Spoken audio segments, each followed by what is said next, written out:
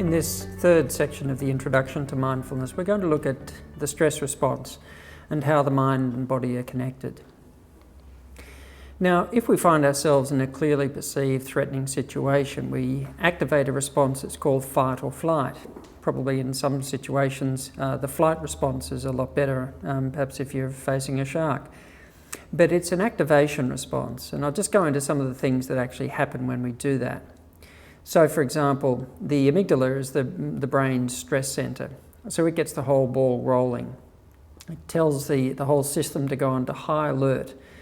If we're paying attention to our body, we'll be noticing that the heart rate and the blood pressure will be going up, the heart's thumping. So this extra blood flow is mostly going to the muscles, because over the next few minutes while you're trying to get away from a shark, the muscles are going to be doing a lot of work. There's a rapid release of sugars and fats into the bloodstream. Your metabolic rate goes up. It'll help you to burn the fuel faster than normal, so you start to feel hot and you're sweating to keep yourself cool while you're exerting yourself. Your blood will get thick and sticky and ready to clot fast because, you know, if that shark takes a bite out of you, that could be the difference between life and death in a few moments from now. Also, you're breathing fast because the respiratory drive is kicking in to get some more oxygen on board and to breathe off carbon dioxide. From an attention point of view, the attention centers and the proprioceptive areas of the brain are lit up. Very present moment orientated state of mind, because you've got to see where the threat is, where the escape route is. So it's actually a very alert state. If you're eyeball to eyeball with a shark on the surf, you're not thinking about whether you're going to top up your superannuation before the end of the financial year. You're just paying attention to what's going on in the moment. Now, this is not an anxiety response, it's an activation response. Every one of these changes has got a good reason to be there, and we will be faster and stronger and have more endurance than we normally have for a short period of time. And this response is designed to get us away from a present moment threat, to switch off the response when it's no longer required. But unfortunately, we activate this response a lot of times when we don't actually need it. So, the appropriate activation of it can help us to get out of danger.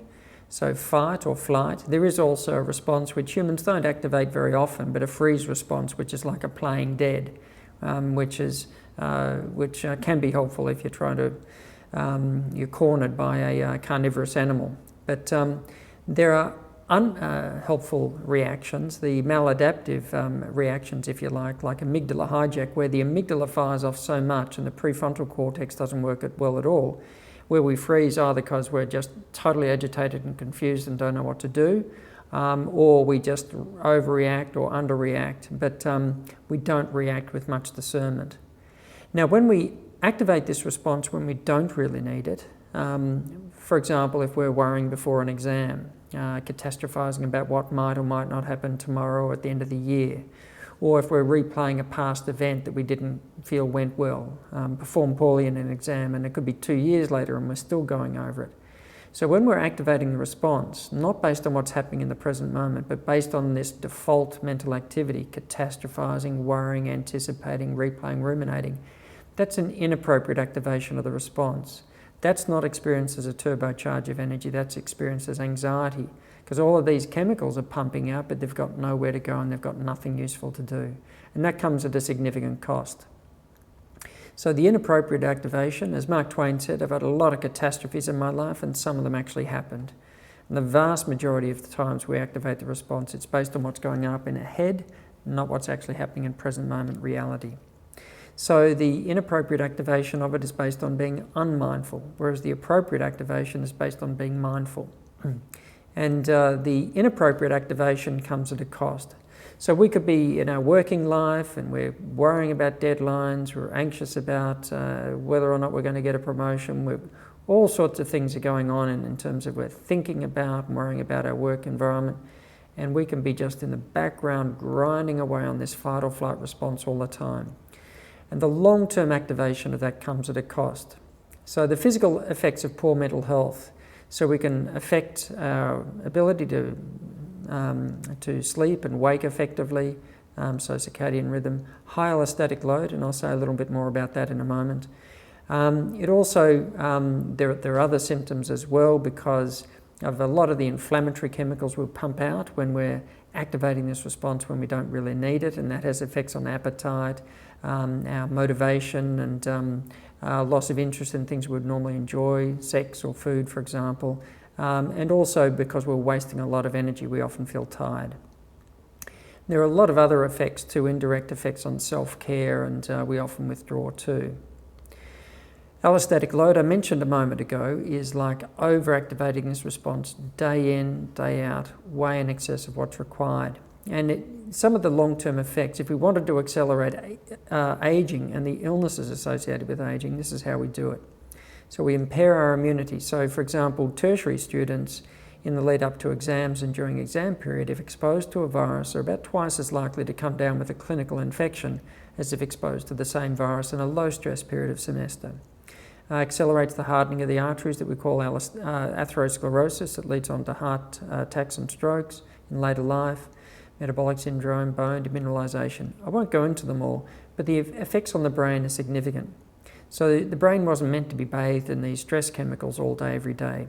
And it actually damages brain cells. And a lot of the areas that you've heard of that are very important, like the hippocampus, the learning and memory center, and the prefrontal cortex, our executive functioning area of the brain. So these areas of the brain get damaged.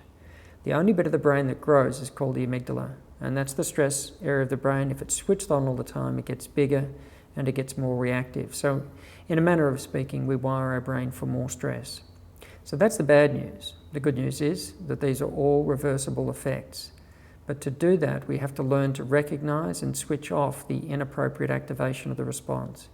And the best way I know to do that is to pay attention to the present moment.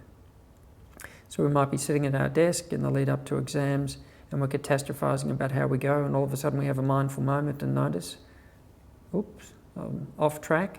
Just gently bringing the attention back to focus on the work in front of us. Stress response will go down and our productivity will go up. The effects on our body, just to mention a couple more, go deeper than what's happening in our physiology and our heart and so on. It goes right down to the DNA of our cells.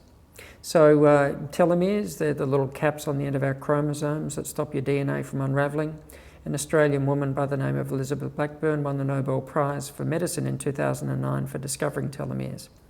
And without going into it too much, it seems that the stress is associated with short telomeres. Now, short telomeres, that's like a marker of our biological age. So the shorter the telomeres, the older we are as far as our DNA is concerned, and the greater the rate of illnesses associated with aging. So workplace stress, for example, in these studies, a lot of workplace stress, a lot of allostatic load and burnout, short telomeres, we're aging fast. Probably about a decade of accelerated aging by about the age of 40. High levels of anger and hostility, short telomeres, we're aging fast. About a decade of accelerated aging, again, by 40s. But interestingly, this is about mindfulness. And here's Elizabeth Blackburn, the Nobel Prize winner, and a team, looking at a person's mind and its tendency to wander. Was that related to the telomere length?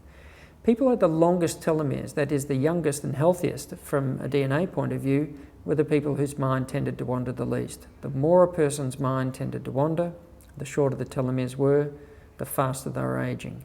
Why? Because more often than not, when the mind's wandering, we're not only distracting from what needs our attention in our life, but we're also wandering into worry, and this stress response just grinding away in the background. But no point in giving bad news without good news. The good news is, and this was the first of 3 studies that actually showed that mindfulness switches on the repair enzymes, slows down the rate of DNA aging. So it's having an effect that's more than just what's happening in our brain and our heart. It goes right down to the very DNA of our cells. Other studies too show other health benefits like improved immunity. And I'll just go to the bottom line of this study. It meant less colds or acute respiratory illnesses. If a person got a cold or respiratory illness, far less severe, and about a quarter of the number of days off work sick compared to people who didn't have mindfulness training. So in the next section, we'll be moving on to looking at attention and multitasking, some of the challenges for being mindful in modern life.